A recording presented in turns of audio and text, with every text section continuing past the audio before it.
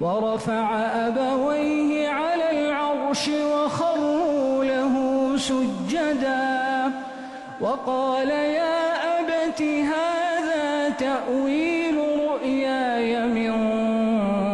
قبل قد جعلها ربي حقا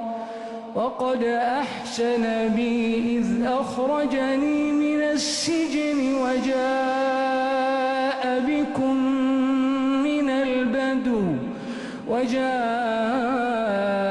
بكم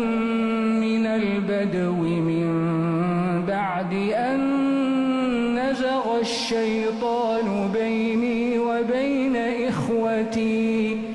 إن ربي لطيف لما يشاء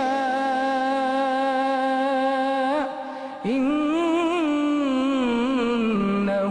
هو العليم الحكيم.